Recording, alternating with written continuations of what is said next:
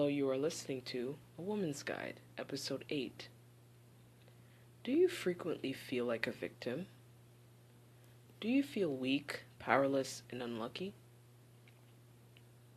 Do you like feeling this way? What can be done to overcome self-pity and victimhood? Today's episode is How to Overcome Self-Pity and Hopelessness. Stay tuned.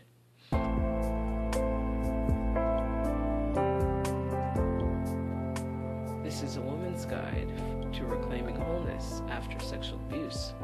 For all of you listening, welcome to the show. I am Simone, your confidant and guide. Thank you for tuning in. Okay, so I think it's good to talk about pity and hopelessness. And pity and hopelessness is something that all of us have experienced, of course, on some level. Every human being has experienced feeling this way. And what that means is we feel down and powerless. We feel weak. We feel like a victim of circumstance. To feel hopeless is to feel as though nothing good will ever happen to you. It's to feel as though there is nothing to look forward to. It's to lack in faith. It's to be hopeless, to be hopeless. People who especially feel this way are subjected to, or were subjected to, and or had experienced, or are experiencing tragedies or crisis or perilous circumstances, aka abuse or whatever, death, loss of some kind. It's only resultant to feel this way it's only resultant to feel helpless, hopeless, and victimized when you've gone through these type of things. It's understandable. People, survivors of horrific abuse, which is, doesn't matter what kind of abuse it is, sexual, physical, emotional, neglect and abandonment usually have more of the propensity to feel this way. They feel more hopeless, and they feel more of sorry for themselves because of these abuses. It makes sense. It's understandable. And of course, while it's understandable and while it's appropriate that they feel this way, it can easily turn into a really long and extended habit and pattern of idea about themselves. It becomes ultimately an ingrained belief of victimhood, of powerlessness. That's what they feel that they are. And their whole world is based off of this victimhood. Self-pity and hopelessness. I think, because even though it's felt by many of us, it doesn't necessarily mean it's a natural emotion. I don't think it's a natural occurring emotion. And I'm saying this because it does not serve a positive purpose to us. And it does not indicate of some kind of message that our mind is communicating to us through our emotions. Let me explain what I mean. So, I think the natural emotions, and there are a few, but I'm just going to give you an example of just a few, is frustration, for example. Frustration, I know, is a real natural emotion for human beings. And I think frustration really is an indication or a message that our mind is sending to us, that our life is sending to us, that it is time for a change. Something needs to change. Something needs to be altered, or something needs to be redone in a way, because frustration is telling us it's not working. You need to change something. Something needs to be changed. For example, if you are working on a project, or you're working on something that you are putting in a lot of effort, and you're putting in a lot of time, and you're putting in a lot of money, or you're putting a lot of something into it, and you just keep hitting this block, this bump, and you can't seem to get past it, and it keeps driving you crazy. It becomes frustrating for you. Most often than not, it's because there's something different that you need to do. There's a different formula that you need to apply. Maybe there's something you need to tweak. There's a different direction you need to go down, or you're doing something but you're not doing it in the right way. Ultimately, frustration is telling you that you need to make a change. There's something that needs to be changed. And that's why you're getting frustrated. Okay? That's what I believe about frustration. Anger, for example, like I explained in my last video, is a natural emotion that tells you that a boundary has been crossed. Something is not right, something is out of balance, something needs to be addressed. There's a threatening to your well-being and your safety. That's what anger is, naturally. And if you notice, animals get angry too. It's not just human beings. Animals get angry too. When one other animal is crossing on their territory, or another animal is trying to kill them or eat them for dinner, I know, it's kind of weird. But that's when they get angry, because, this other animal is threatening their safety. They need to put up this anger to show, hey, I'm not going to let you take my life, or I'm not going to let you take my domain, or whatever. Anger is telling you that a boundary has been crossed.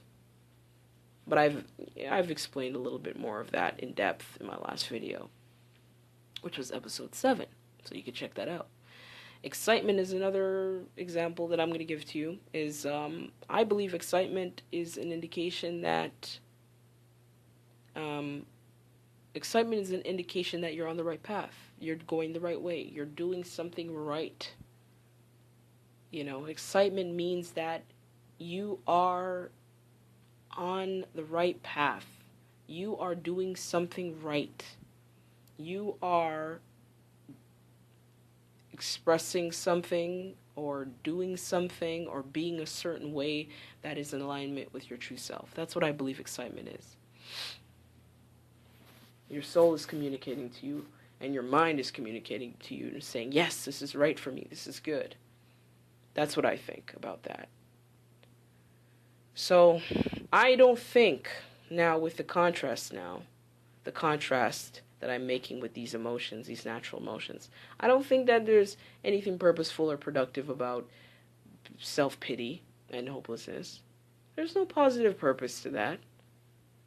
It's an unnatural emotion. It's something that we're taught, something that we somehow picked up, but it's not a natural emotion.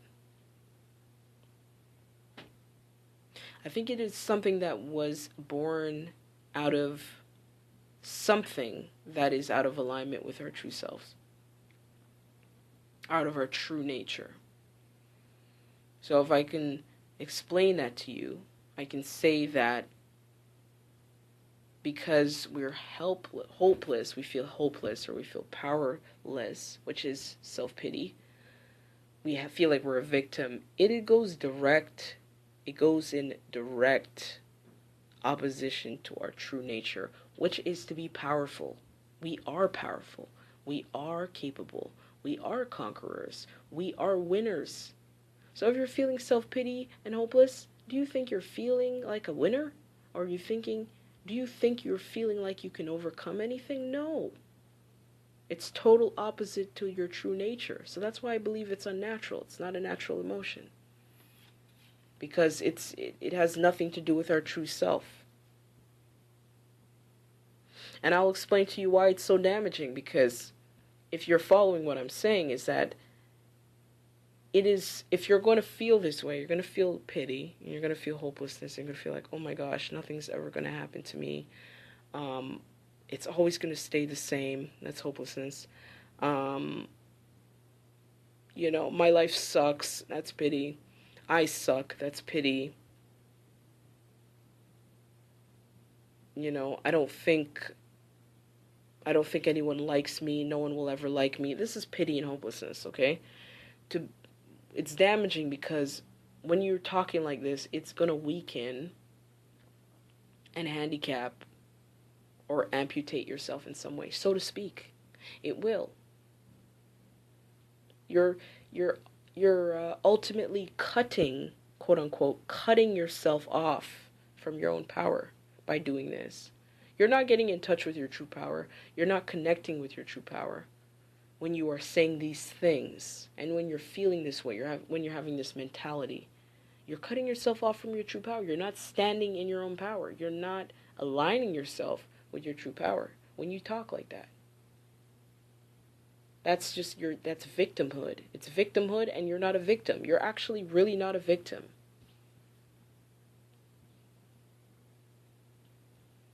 So, and because you're doing this to yourself, you cannot live the way you want to. You cannot live the way you desire to, because you're cutting yourself off from your own power. If you don't have your power, you cannot change your life. Same way that you have an appliance, and if you don't plug it into the outlet, you're not going to have any power. You're not going to be able to turn that appliance on. You're cutting your own power off. Or let's say you cut off the cord. You're cutting off the power to what it is that you need the power for.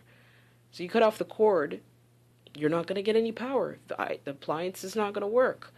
Ultimately, that means that your life is not going to work if you're cutting off your power by, experiencing or having this mentality of self-pity and hopelessness. You're cutting off your power to your own life and to your own will and to your own achievement and accomplishments. That's what it is. I like to use analogies because it makes us, it's a good way to describe something so we can get a better understanding. You cut off your own power when you're hopeless, when you have this excessive feelings of hopelessness and pity. And it's okay. I'm telling you, it's okay. If you've gone through something that was bad, it's okay that you feel bad about that. It's okay that you felt hopeless and you feel hopeless and you felt powerless, but you can't stay that way. That's what I'm saying. If you're feeling like this all the time, you're never going to get anywhere in life. So this is the way that you feel. If this is the way that you feel about yourself, if you have these experiences, if you experience this feeling in your mind, these feelings in your mind, that's what's going to manifest in your experience. That's what's going to manifest in your experience. So it needs to go. You need to get rid of it. So I'm going to give you a few reasons or a few ways to rid yourself of this mentality. I'm going to give you a few ways to rid yourself of this mentality. First of all, this is something you need to know. You have to know this. And I know a lot of people, and including myself, I forget, but I have to remind myself over and over again that everyone has issues. Everyone has issues. Everyone. Sorry. You may think that little Betty across the street doesn't have any issues and everything is perfect, and you know what I mean? She smells a perfume all the time, and her husband is so wonderful, and her children are so well behaved, and she has it all going on for her. But I'm sorry to tell you, but she has problems too. She has issues. She has issues. She has problems. And sorry, I said little Betty, but okay, let's say Big Betty. She's not little. She's not a child. But anyway, she has problems too. She has problems. Everyone has problems. Everyone has something that they struggle or suffer from or with. And I'm saying this, the reason why I'm saying that everyone has problems is because the main reason why we feel so victimized is because we comparatively look at other people and feel as if other people have it better than us. Sorry, I don't know if you heard my stomach rumbling. We do not suffer.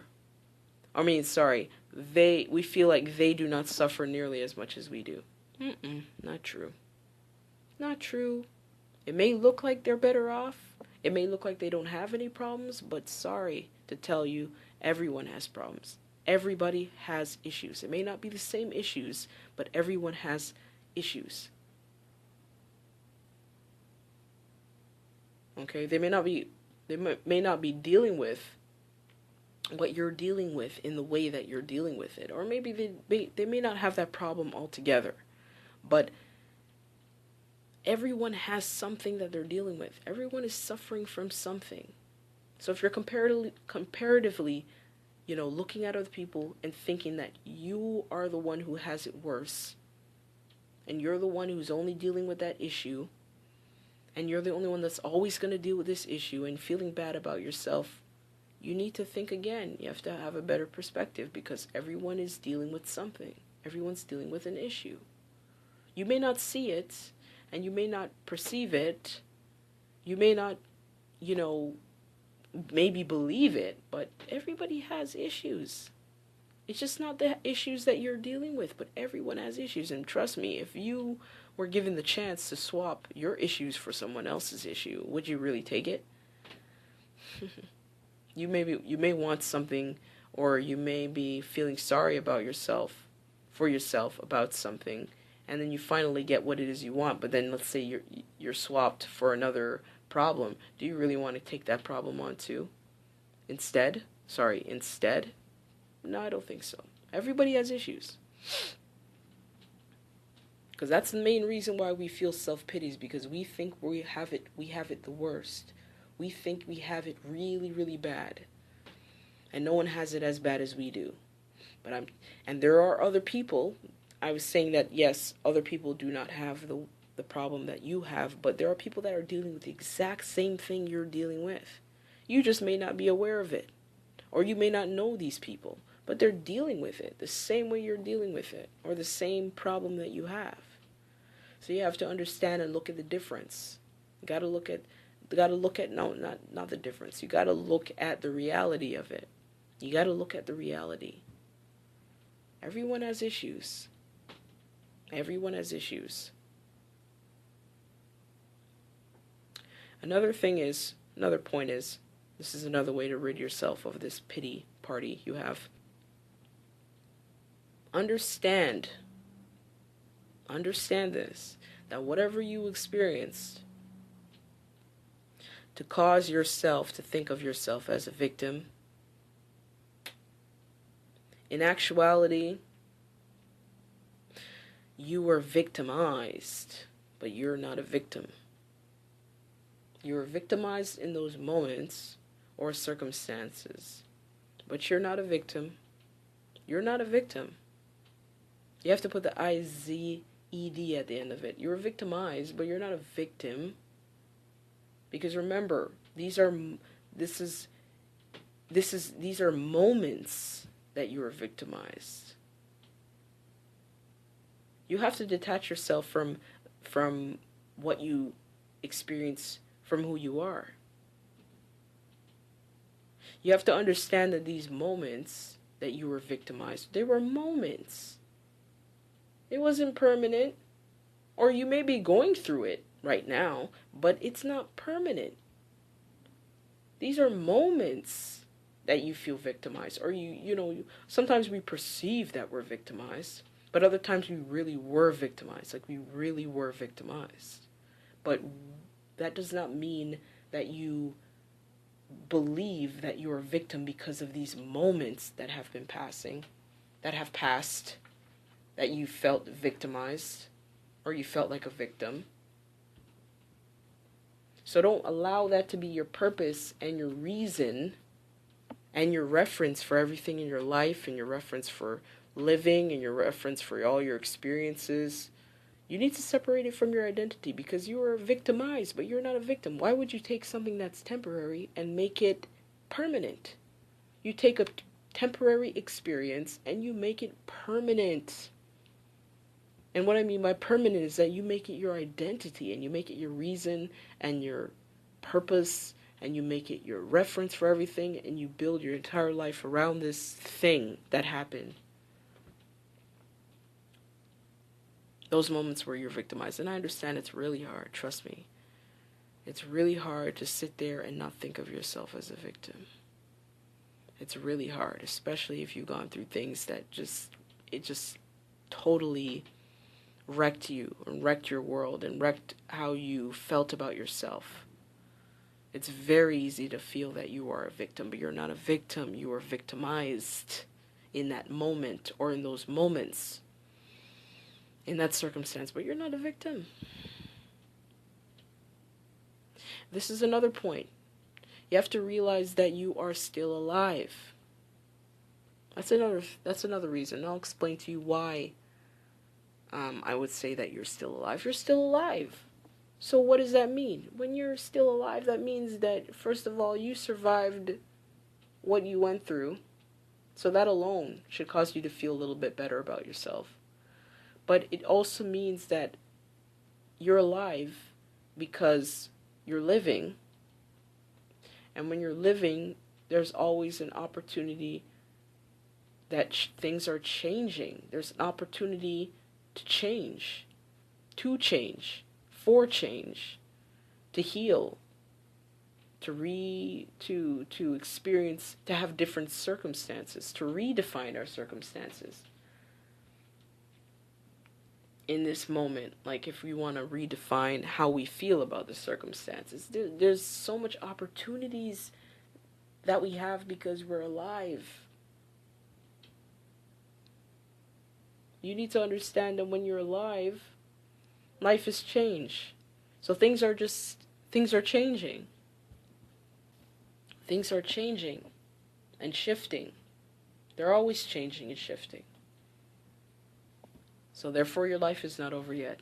So that's another reason to stop the self-pity and the hopelessness. It's not over yet. Life is changing. Circumstances are fleeting. Things are temporary. Everything is temporary. The way you're feeling right now is temporary. The way you're thinking now is temporary, unless you choose to keep thinking that way. Your circumstances are temporary. People are temporary. Everything's temporary. Things are changing. So as bad as it was then, it doesn't have to be bad now. As much as you hate the circumstance you're in right now, guess what? It's going to change. It will change because that's just the law. That's just the life law, is change and movement. We're constantly changing. There's no such thing as a life that is stagnant all the time. Things are changing. So when things are changing, there's always an opportunity that things are going to get better. In your mind, in your circumstances, in your situations, in your feelings, everything is going to change. If you allow it to, let it change. Okay? So understand that you cannot sit there and feel sorry for yourself all of the time, because guess what? Things are changing. Things are changing. The next point is, know that everything happens for a reason. Know that everything happens for a reason. Everything has happened for a reason. Everything is happening for a reason. And I know that it's hard to believe when you're going through things that suck, or you've gone through things that sucked, that was unfair, that was random, that was something that you felt like you could have changed. It's something that was not supposed to happen, that shouldn't have happened, that somebody should have done this, and somebody should have saved you here, and, you could have done that, and whatever you're thinking, we feel that. We feel that, okay, it's hard to believe that it happened for a reason. But I will